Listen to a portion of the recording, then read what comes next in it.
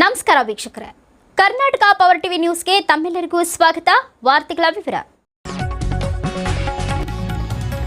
ವಕ್ಫ್ ಕಾಯ್ದೆ ಪರಿಷ್ಕರಣೆ ವಿರುದ್ಧ ಮುಸ್ಲಿಂ ಮುಖಂಡರ ವಾಗ್ದಾಳಿ.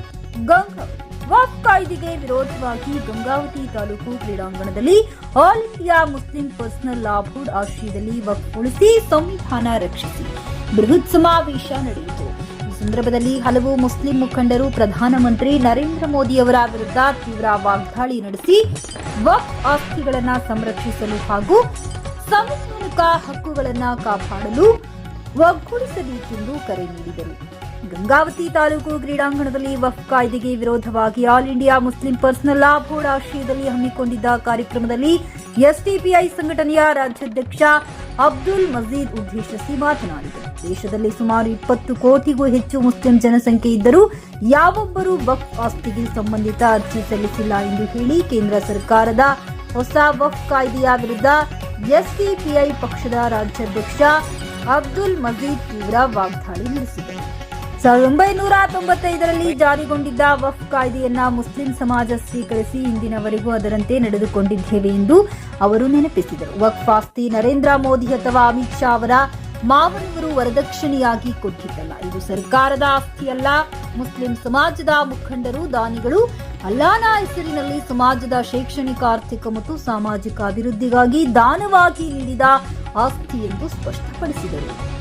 ಹೊಸ ಕಾಯ್ದೆಯಲ್ಲಿ ವಕ್ಫ್ ಆಸ್ತಿ ದಾನ ಮಾಡಲು 5 ವರ್ಷ ಪ್ರಾಕ್ಟೀಸಿಯನ್ ಮುಸ್ಲಿಂ ಆಗಿರಬೇಕು ಎಂಬ ಷರತ್ತು ಸೇರಿರುವುದನ್ನು ಅವರು ವಿರೋಧಿಸಿದರು. ಪ್ರಾಕ್ಟೀಸಿಯನ್ ಮುಸ್ಲಿಂ ಎಂದರೆ ದಿನಕ್ಕೆ 5 ಬಾರಿ ನಮಾಜ್ ಮಾಡುವುದು, ರೋಜಾ ಇಡುವುದು, ವಜ್ ಮಾಡುವುದು, ಧಾರ್ಮಿಕ ಹಾದಿಯಲ್ಲಿ ಸಾಗುವುದು. ಇದನ್ನೆಲ್ಲ ಯಾರು ಅಳೆಯುತ್ತಾರೆ? ಮೋದಿ ಮತ್ತು ಅಮಿತ್ ಶಾ ಮಸೀದಿಯ ಮುಂದೆ ಕೂತು ಅಳೆಯುತ್ತಾರಾ? ಇದು ಮೂರ್ಖತನದ ಪರಮಾವಧಿ ಎಂದು ವ್ಯಂಗ್ಯವಾಡಿದರು. ನನ್ನ ಜಮೀನು ನನ್ನ ಹಕ್ಕು. ಯಾರಿಗೆ ಬೇಕಾದರೂ ದಾನ ಮಾಡಲು ನನಗೆ ಹಕ್ಕು ಇದೆ. ಅದನ್ನ ತಡೆಯಲು ಮೋದಿ ಮತ್ತು ಅಮಿತ್ ಶಾ ಅವರಿಗೆ ಯಾವುದೇ ಅಧಿಕಾರವಿಲ್ಲ ಎಂದು ಎಸ್ಡಿಪಿಐ ಸಂಘಟನೆಯ ರಾಜ್ಯಾಧ್ಯಕ್ಷ ಅಬ್ದುಲ್ ಮಜೀದ್ ಅವರು ಕಿಡಿಕಾರಿದರು. ಈ ಕಾರ್ಯಕ್ರಮದಲ್ಲಿ ವಿವಿಧ ರಾಜ್ಯದ ಭಾಗಗಳಿಂದ ಮುಸ್ಲಿಂ ಸಮಾಜದ ಮುಖಂಡರು, ಪ್ರತಿನಿಧಿಗಳು, ಮಹಿಳೆಯರು, ಯುವಕರು, ಹಿರಿಯರು ಭಾಗವಹಿಸಿದ್ದರು. ಇನ್ನು ಪತ್ರಕರ್ತರ ಗಮನವನ್ನು ನಾನು ಸೆಳೆಯಬೇಕು. ಪಾರ್ಲಿಮೆಂಟ್ ನಲ್ಲಿ ಈ ಬಿಲ್ ಅನ್ನು ಪಾಸ್ ಮಾಡಬೇಕಾದ್ರೆ ಇವ್ರು ಏನ್ ಹೇಳಿದ್ರು ಗೊತ್ತಾ?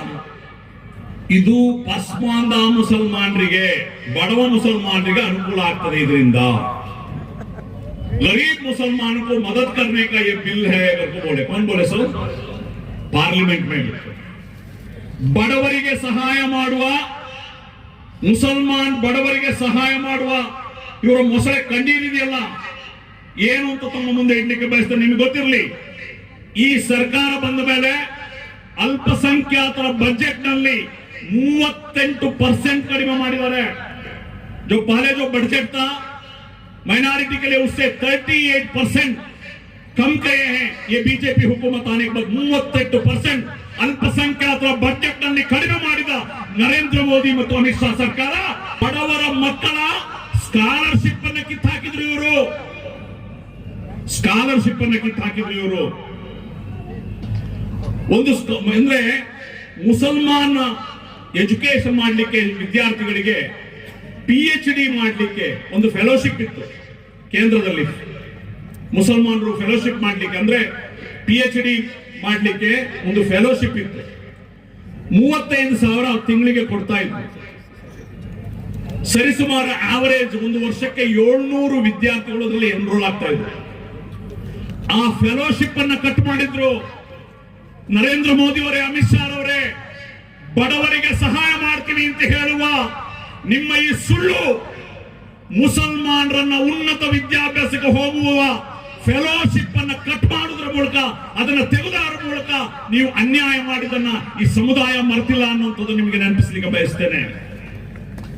ಮಕ್ಕಳ ಸ್ಕಾಲರ್ಶಿಪ್ ಅನ್ನ ಕಟ್ ಮಾಡಿದವರು, ವಿದ್ಯಾರ್ಥಿಗಳ ಫೆಲೋಶಿಪ್ ಅನ್ನ ಕಟ್ ಮಾಡಿದವರು, ನೀವು ನಿಜವಾಗ್ಲೂ ಬಡವರಿಗೆ ಸಹಾಯ ಮಾಡೋದ? ಇದೆಲ್ಲವೂ ಕೂಡ ಗೋಸುಂಬೆತನ. ಒಂದೇ ಒಂದು ಇವರು ವಕ್ಫ್ನ ಆಸ್ತಿಯನ್ನ ಲೂಟಿ ಮಾಡಬೇಕು ಅಷ್ಟೇ, ಬೇರೆ ಏನು ಇದರಲ್ಲಿ ಇಲ್ಲ ಅನ್ನೋದನ್ನ ನಾವು ಅರ್ಥ ಮಾಡ್ಕೊಂಡು. ಹಾಗಾಗಿ ಬಂಧುಗಳೇ, ಆಲ್ರೆಡಿ ಸುಪ್ರೀಂ ಕೋರ್ಟ್ ನಲ್ಲಿ ಈ ಕೇಸ್ ನಡೀತಾ ಇದೆ. ಕರ್ನಾಟಕದಿಂದ ಹಜರತ್ ಮೌಲಾನಾ ಮಕ್ಸೂದ್ ಇಮ್ರಾನ್ ಸಾಹಬ್ ಕೂಡ ಒಂದು ಪಿಟಿಷನ್ ಹಾಕಿದ್ದಾರೆ. ನಾನು ಕೂಡ ಒಂದು ಪಿಟಿಷನ್ ಅನ್ನು ಹಾಕಿದ್ದೇನೆ ಸುಪ್ರೀಂ ಕೋರ್ಟ್ ನಲ್ಲಿ. ಕೇಸ್ ನಡೀತಾ ಇದೆ, ಈಗ ಸದ್ಯಕ್ಕೆ ಸ್ಟೇ ಆಗಿದೆ. ಸ್ಟೇ ಆಗಿದೆ, ಕೋರ್ಟ್ ನಲ್ಲಿದೆ. ಏನೋ ನಮಗೆ ರಿಲೀಫ್ ಸಿಗ್ಬೋದು, ज्यादा उम्मीद रखो नको. बाबरी मस्जिद का जजमेंट क्या हुआ आप जानते हैं. कर्नाटका में हिजाब का जजमेंट क्या हुआ आप जानते हैं. बहुत बड़ा उम्मीद, बहुत बड़ा भरोसा रख लेकर होने को क्या करना है हम लोग.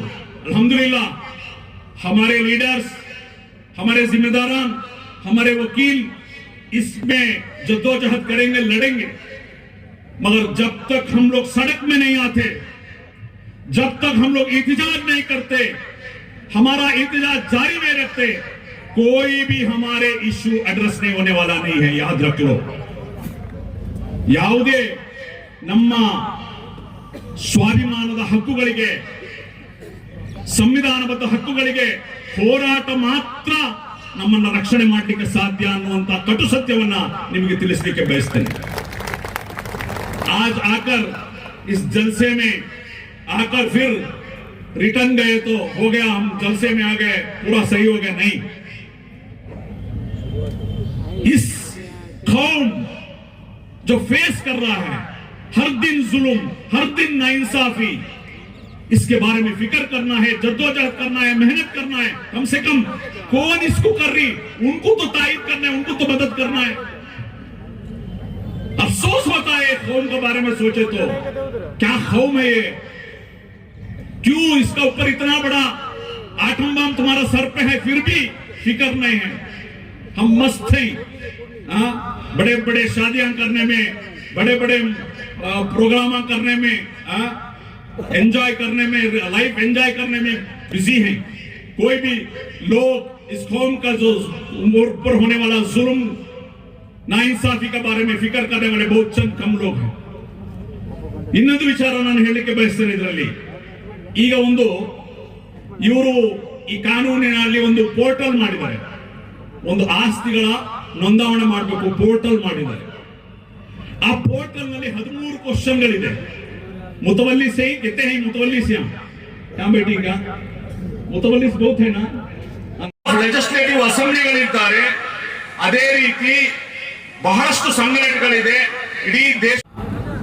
वक्फ प्रोटेक्शन के नाम पे जो मंजर देख रहा हूं, इस मंजर को क्या नाम दूं सवाए इसके कि आपने नेशनल हाईवे देखा है. आपके यहां भी तो हाईवे है ना. एक हाईवे में कितनी लेन होती है भाई? 6 लेन होती है. एक एक हाईवे में 6 लेन होती है. इस्लाम वो अजीम हाईवे है जिस पर कई मसलकों की लाइन चल रही है.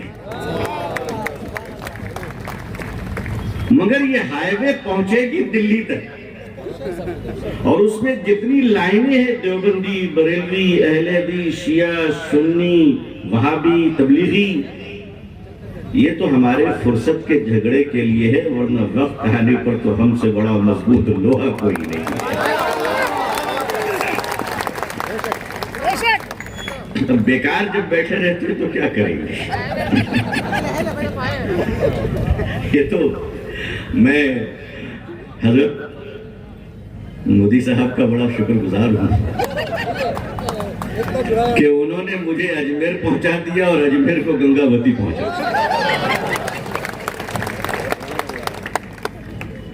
गालिबन दिसंबर का महीना था सरवर भाई.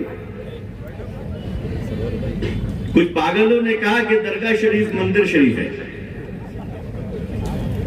ठीक है, ये देश सूफी संतों की धरती है, ये देश मस्जिदों मंदिरों की धरती है, ये देश अजीम सूफियों के मज़ारात, खानकाहें, करबला, आशूर खाना की धरती है.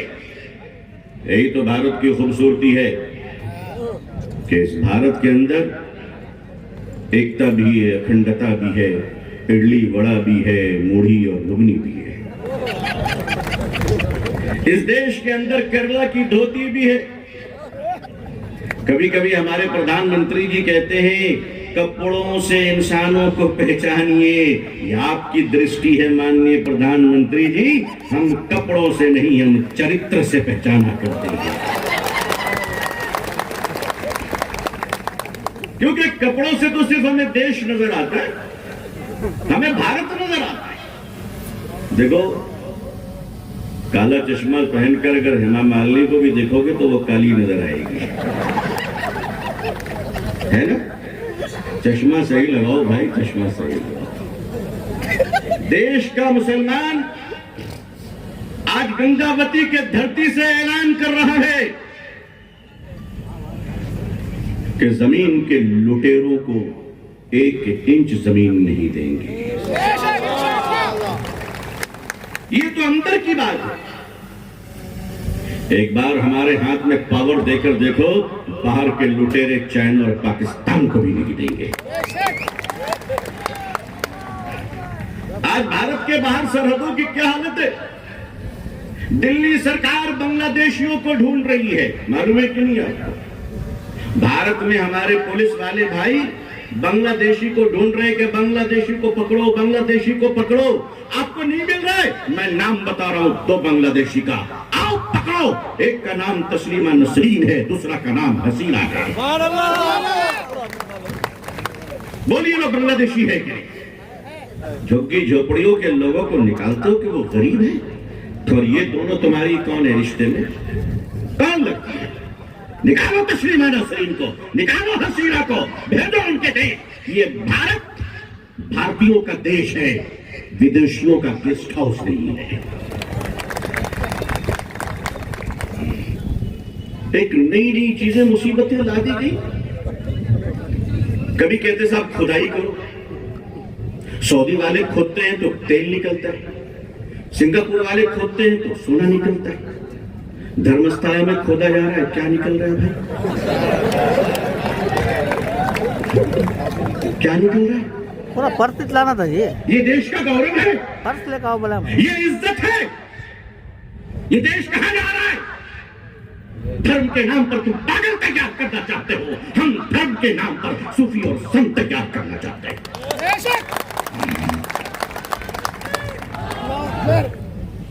ज्यादा खुदाई की बात मत करो, अभी तो एक ही खुदाई शुरू हुई है।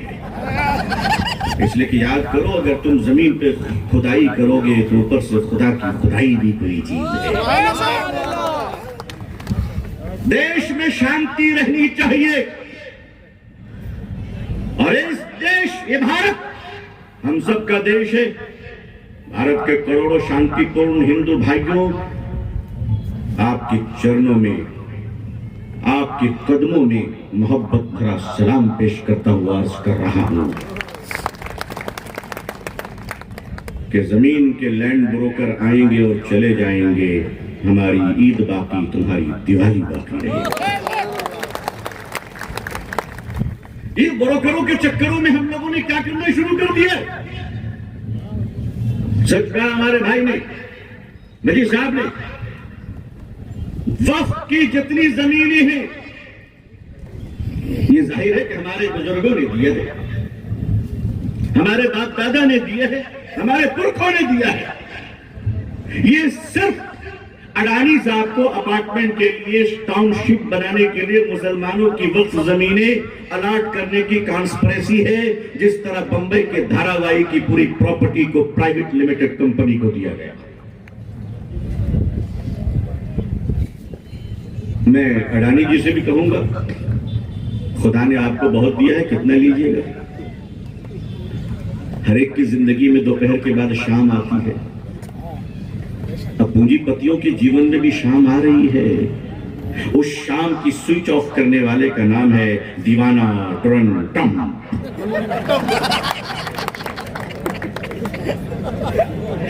हमें तो लगता है कि हम सारी लड़ाई लड़ने और वक्फ के केस को जीत जाए इंशाअल्लाह, और जीतने के बाद मालूम अमेरिका से अनाउंस करना है कि मैंने करवाया था। मोदी जी छोड़ सकते हैं, हम लोग नहीं छोड़ेंगे। अगर ट्रंप ने ऐसी दीवानगी की तो अगला जलसा इंशाअल्लाह न्यूयॉर्क में। वीजा मिला तो जाएंगे, नहीं मिला तो नहीं जाएंगे, सीधी सीधी बात। लेकिन वक्फ की जमीनों के एक एक इंच की हिफाजत, असल में ये ईमान की हिफाजत है। हमारे कब्रिस्तान वक्फ है, हमारी 99% मस्जिदें वक्फ है। जो नई कुछ मस्जिदें होंगी ट्रस्ट के तहत, इसी तरह जो हमारे मदरसों की जमीनें हैं ये भी मुसलमानों के चंदे के पैसों से है।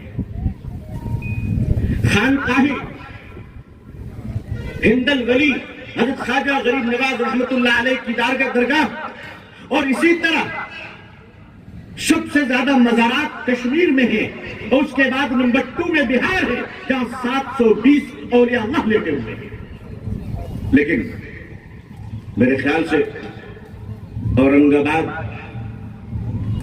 शायद उससे आगे होगा कि जहां हजारों हजार औलिया अल्लाह लेटे हुए हैं। अज़ीज़ान मिल्लत, इस देश को अगर किसी ने पेंटिंग से सजाया है, इस देश को अगर किसी ने ड्राइंग और आर्ट से सजाया है, इस देश को अगर एपीजे अब्दुल कलाम ने मिसाइल से सजाया है, इस देश को अगर शाहजहां ने ताजमहल और लाल किला से सजाया है, अगर इस देश को कुतुब मीनार से सजाया गया है, तो उस देश में हम भी मुसलमान हैं जिसने इस देश को अपने सजदों से सजाया है। इस देश में 2 चीजें हम कयामत तक बाकी रखेंगे इंशाअल्लाह।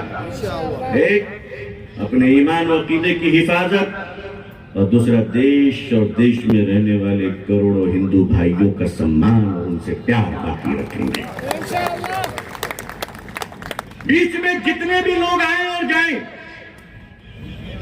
ये देश हमारा एक खूबसूरत मुल्क है, हम इसे सोच नहीं सकते। इसके किसी बस के शीशे पर कोई देशभक्त मुसलमान पत्थर नहीं चला सकता। आप देखिए all India Muslim personal law board की क़यादत में आज पूरे 1 साल से आंदोलन चल रही है। ये अगस्त का महीना है और मुझे याद है कि सबसे पहले जगदम्बिका पाल साहब से 23 अगस्त 24 में मैं खुद गया था मिलने के लिए दिल्ली, जब उनको जेपीसी का चेयरमैन बनाया गया। हमने उनको मुबारकबाद दी कि आप एक अच्छे आदमी हैं। आदमी वो अच्छे हैं, इसमें कोई 2 राय नहीं। रिमोट उनका गड़बड़ है, उनकी रिमोट गड़बड़ है, वैसे वो आदमी बहुत अच्छे। सेकुलर आदमी है, इस देश का हर आदमी सेकुलर है। लेकिन मैं आपको एक गुण की बात बताना चाहता हूं, मुसलमानों, अगर तुम ताकतवर हो तो देश का शेर भी सेकुलर है। बात समझ में आई आपको? कुछ मैसेज गया आप लोगों तक? इस देश में सेकुलर और कम्युनलिज्म की परिभाषा क्या है? सिर्फ एक, अगर तुम ताकत हो तो जंगल का खूंखार दरिंदा भी सेकुलर है, और अगर तुम कमजोर हो जाओगे तो घर की बिल्ली भी कम्युनल हो जाएगी। आपको मजबूत होना है, और मसलक लड़कर कमजोर होने का नाम नहीं, मसलक मिलकर मोहब्बत से मंजिल मकसूद पे पहुंचने का नाम है। तमाम मसलक के मुसलमानों, अपने अपने मसलकों पर चलते रहो और दूसरों के मसलकों का एहतराम करते रहो। ये जिंदगी की खूबसूरती है, ये जिंदगी का हुस्न है, और इस हुस्न की हम हिफाजत करेंगे। अभी ऑनरेबल सुप्रीम कोर्ट में जजमेंट रिजर्व रखे गए हैं। मैं इंतजार कर रहा हूं जब से सुप्रीम कोर्ट खुली है, छुट्टियों के बाद, गर्मी की छुट्टी के बाद, उस दिन से हम रोजाना इंतजार में है कि क्या जजमेंट आती है।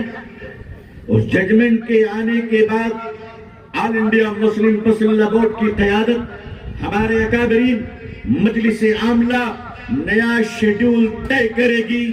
आप सिर्फ वादा करो कि शांति के रास्ते पर चलते हुए, संविधान का सम्मान करते हुए, लोकतंत्र के डिजाइन में all India Muslim personal law board हमसे जिस कुर्बानी का मुतालबा करेगा, क्या उस कुर्बानी के लिए गंगावती के जियालो तुम तैयार हो? इंशाअल्लाह एक बार खड़े होके अपनी जुर्रत और बहादुरी का ऐलान कीजिए। देख लो मीडिया भाइयों, उनका मैं तहे दिल से शुक्रिया अदा करता हूँ। इस सख्त धूप में आप लोग बैठे रहे, इससे एक चीज वाजे होती है कि आपके दिलों में मिल्लत का दर्द है।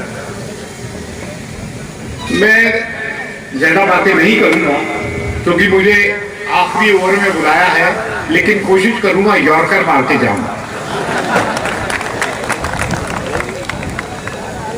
देखिए, जिस बारगाह से मेरा ताल्लुक है उसकी दो सिविल फीचर्स हैं, दो खुसूसियात हैं।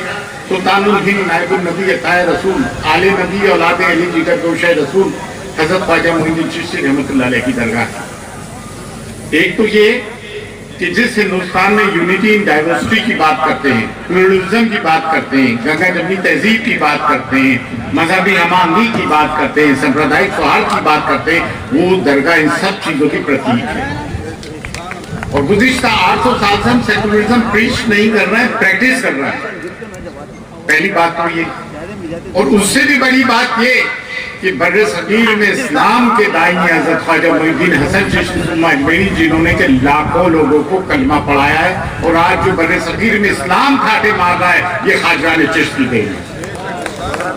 तो वो मैं अपनी मॉरल रिस्पॉन्सिबिलिटी समझते हुए बिना माजरत खा हुए आपको एक बात कहना चाहता हूँ। हुकूमत से दो बातें कहना चाहूंगा, दुश्मनाने इस्लाम और दुश्मनाने मुस्लिम से, कि देखें हम 14%, हमारे बच्चे यूएपीए में बंद, घर बुलडोज किए जाते हैं, 14 साल 20 साल में टेररिज्म के मामले में बंद किया जाता है, कभी लव जिहाद तो कभी 370 तो कभी ट्रिपल तलाक तो कभी वक्त।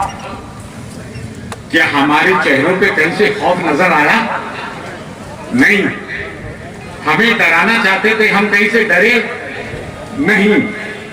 तो ऐवान में बैठे हुए ये लोग समझते हैं कि एक सूरमा कौम से पंगा ले लिया, जो कि बहुत गलत है। गलत है नहीं है, रिस्पॉन्ड करो यार। हम सूरमा हैं, हम उस करबला के मानने वाले हैं जब 72 नफूस थे। हुसैन था, हुसैन है, यजीद था, अब नहीं। तो हम उस करबला से इंस्पायर होते हैं। जानते हैं ईरान फातेह क्यों हुआ? साइंटिफिक नॉलेज तो है उसके पास, 35 साल से सेंशंस भी बर्दाश्त कर रहा है, लेकिन उसने अपना इंस्पिरेशन सैयदुल शुहदा इमाम अली मकाम और उन 72 नफूस से हासिल किया है। इस पे कम से कम आप तरफ से एक आवाज तो उठना चाहिए। क्या आप हुसैन के मानने वाले नहीं? हुसैन के मानने वाले हैं ना? तो हम इस बातिल ताकतों से क्यों डरें, क्यों घबराएं? 313 बदर में थे, फातेह कौन हुआ? हम एक फातेह कौम के लोग हैं। दूसरी चीज इनके जहनों में ये था, जब बाबरी मस्जिद हम तश्तरी में देकर आए, मैं तश्तरी में नहीं कहूंगा, तो लोग ये समझे कि ये डर गए, ये खौफजदा हो गए, इनमें बिखराव है। तो इन्होंने फिर एक हल्का सा टच किया, सीए लेकर आए। इनको पता नहीं था कि शाहीनबाग की मसूरात में इतना बड़ा बलबला और इतना बड़ा जज्बा है। ये कहते हैं कि हमारी खवातीन को हम दबा के रखते हैं। इन्होंने हमारी तारीफ नहीं पढ़ी, हजरत खदीजा को नहीं पढ़ा, हजरत ज़ैनब का वो खुतबा नहीं सुना जो यजीद के दरबार में दिया गया, जो वेल डॉक्यूमेंटेड है। हजरत सलामुल्लाह अलैह की वो तरबियत नहीं देखी। और हिंदुस्तानी में अगर पहली किसी खातून ने हुकूमत की तो उसका नाम रज़िया सुल्तान था। सही बात। पहले हमारी खवातीनों से तो उलझ लो, हमारे तक तो बाद में आना। वाह, क्या कहने।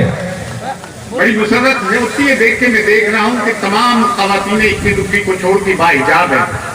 मैं सलूट पेश करता हूँ उस बाजुर्रत लड़की मुस्कान को। मैं उसके घर भी गया था मांडया उसको शाबाशी देने के लिए। इस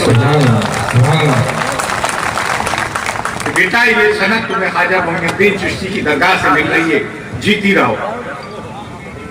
हमें किस किस तरह से तंग नहीं किया जा रहा। अच्छा, एक चीज मैं कहते कहते भूल जाऊंगा। देखिए, आपने कांवड़ यात्रा देखी, हेलीकॉप्टर से फूल बरसाए जा रहे हैं, पुलिस वाले पैर दबा रहे हैं, और हमारे लोग अगर रोड पे नमाज पढ़ ले चंद मिनट के लिए तो उनको लातें मारी जाती हैं। और आप आज भी इनसे कोई तवक्को रखते हैं? तो आप जिसे अंग्रेजी में कहते हैं लिविंग इन फूल्स पैराडाइज। अब 12 रबीउल अव्वल का महीना आ रहा, तो मैं मुसलमानों से 10 बस्ता होकर गुजारिश करना चाहूंगा, आप तो एक सिविलाइज्ड कौम होने का, एक ज़ी-वक़ार कौम होने का, बाशऊर कौम होने का मुजाहिरा करें कि डीजे खुदा के वास्ते न बजाए।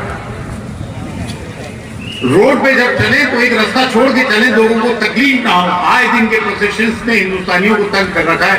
आप इस चीज का मुजाहरा करें कि आप एक सिविलाइज्ड कौम है और हो आप। अल्हम्दुलिल्लाह हम ईद की नमाज पढ़ने जाते हैं तो खामोशी से आ जाते हैं, वो अपने जलसों में जाते हैं तो उन्हें मस्जिद पे भगवा झंडे, हरे झंडे तोड़ के भगवे झंडे लगाना नजर आते हैं। दूसरी बात ये, बेरोजगारी का असर हम पे नहीं हुआ है, क्योंकि हमारे लोग छोटे मोटे काम कर रहे हैं, बेरोजगार नहीं हुए, ना हम नौकरियों से महरूम हुए। मोदी कहते हैं कि हम पंक्चर बनाने वाले हैं, अब तो वक्त आ गया है कि पंक्चर करना भी सीखना पड़ेगा। हम पंक्चर नहीं करते हैं, पूरे टायर ही बस कर देते हैं। हमारी तारीख है 14 साल की। देखे गजा के वो सूरमा, वो जियाले, वो बच्चियां, वो बच्चे। मैं भी पिछले साल करबला मौला नजफ अशरफ गया था और फिलिस्तीन के ऊपर और उनको देखा, देख के सीना चौड़ा हो गया कि ये होते हैं वो मुसलमान, वो भी मुसलमान हम ही में से हैं और हम सब एक हैं। जब जालिम जुल्म करें तो माजरा खा होने की जरूरत नहीं है, बांगे तो हम उनके खिलाफ खड़े होने की जरूरत है और हमें किसी सर्टिफिकेट की जरूरत नहीं। इनसे उम्मीद, army sports person Sofiya Qureshi को आतंकवादियों की बहन कहा गया और नरेंद्र मोदी चुप और बीजेपी वाले को निकाला तक नहीं, और आप इनसे तवक्को रखते हैं। और हमारी वतन पर हम देखें सेकंड ग्रेड सिटीजन नहीं है, एक आजकल चला है A+, हम A+ सिटीजन है। क्यों? क्योंकि हम इसी सरजमीन पे सजदा रेज भी होते हैं और जब मर जाते हैं तो इसी मिट्टी में दफन भी होते हैं। और अल्हम्दुलिल्लाह 600 साल की हमारी मिरास रही है।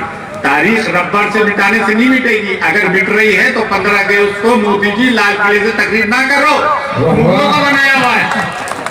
अभी 4 दिन बाद करेंगे। अरे यार, मैं अभी एक आंकड़े के हिसाब से देख रहा था, ताजमहल की माना इनकम कुछ 57 करोड़ के करीब है अप्रोक्सीमेटली। उसके अलावा जो होटल इंडस्ट्री है, फूड चेन है, वगैरह वगैरह मिला के ये 200 करोड़ रुपए महीने के ऊपर जाता है। कुतुब मीनार है, लाल किला है, वगैरह वगैरह वगैरह। अच्छा, ये हमें कहते हैं औरंगजेब की औलाद, बाबर की औलाद, फलां की औलाद, इमरानी की औलाद, जबकि 90% लोग कन्वर्टेड है और यहाँ इस्लाम सूफिया के तवस्सुल से फैला है। तो अब अगर ये आपको कहें औरंगजेब की औलाद, बाबर की औलाद, तो मादत खामा, तो हमारा क्या लेना देना? हमारा लेना देना है भैया, वी ओन देम है। क्यों कहते कि हमारा क्या लेना देना? वो दूसरे थे, हम ये थे, वो थे। जब आप थोप ही रहे, मान ही ना कि आप तो उनकी औलाद हो, उनकी औलाद हो, उनकी औलाद हो। औरंगजेब छठी पुष्ट में पैदा हुआ, उसको इन्वेडर कह रहे हैं। इनको यही पता नहीं कि इन्वेडर किसे कहते हैं और सेटलर किसे कहते हैं। इनको तो इन्होंने तो ये तमीज खो दी। अभी जो 13 चीजों का पोर्टल निकाला है कि आप उनकी फोटो लेकर आओ, क्या कब्रिस्त में से फोटो लेकर आएंगे? देखिए, literally they have declared war upon Islam and Muslims. हम इस देश के बाशिंदा हैं और हमारी वतन परस्ती ऐसी है कि जंग आजादी में सबसे ज्यादा शहादतें हमने दी। उलमाए दीन को 1857 में मेरठ से लेके दिल्ली तक और दिल्ली से लेके पेशावर तक हम ही लोगों को लटकाया, और जिनको ये वीर का खिताब देते 60 रुपए महीने में पेंशन गुजारते और माफी नामे लिख के दिए।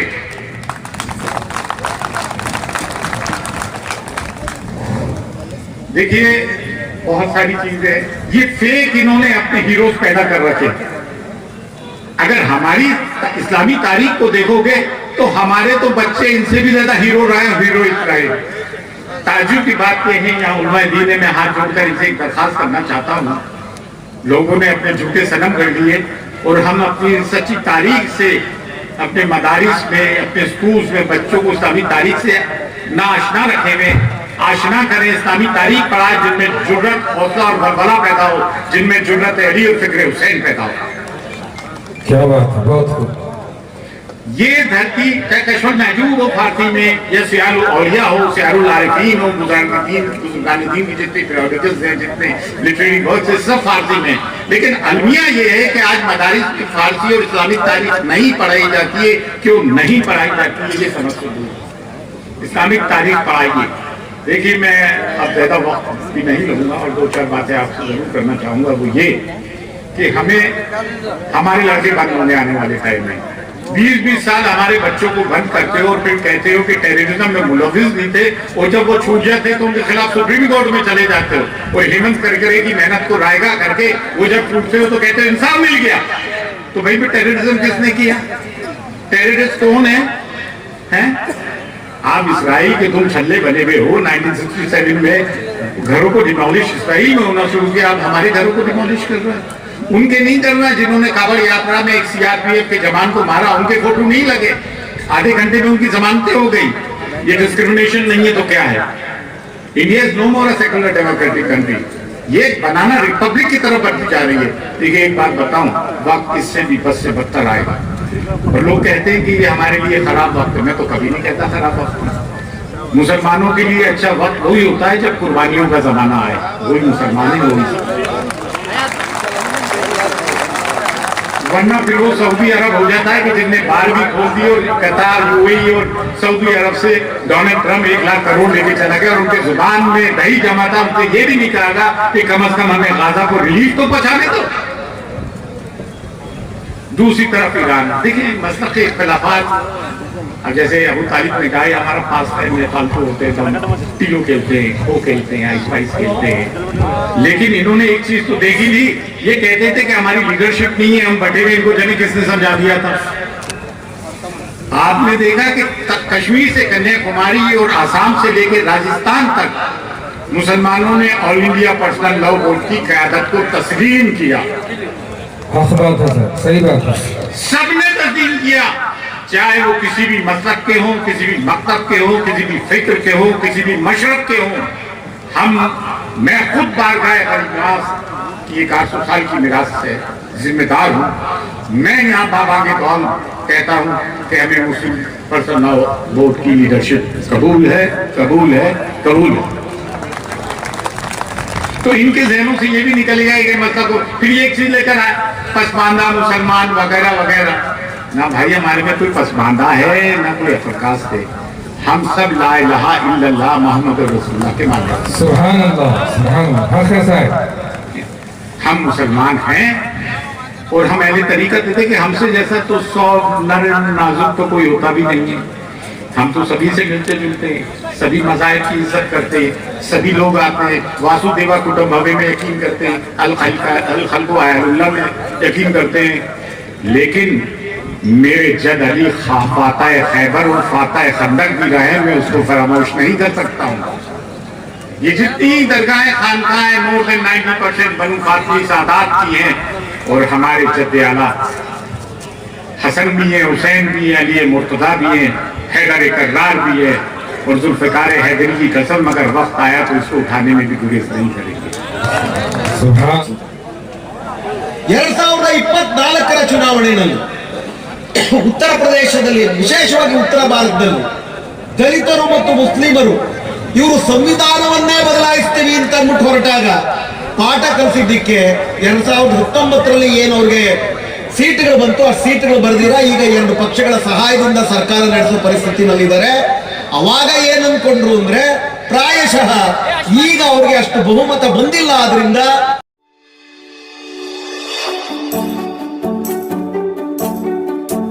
ನೀವಿನ್ನು ನಮ್ಮ ಚಾನೆಲ್ಗೆ ಸಬ್ಸ್ಕ್ರೈಬ್ ಮಾಡಿಲ್ಲವೇ? ಹಾಗಿದ್ರೆ ತಡಬೇಕೆ? ಹಿಂದೆ ಸಬ್ಸ್ಕ್ರೈಬ್ ಮಾಡಿ, ಬೆಲ್ ಐಕಾನ್ ಪ್ರೆಸ್ ಮಾಡಿ, ಶೇರ್ ಮಾಡಿ, ಕಮೆಂಟ್ ಮಾಡಿ.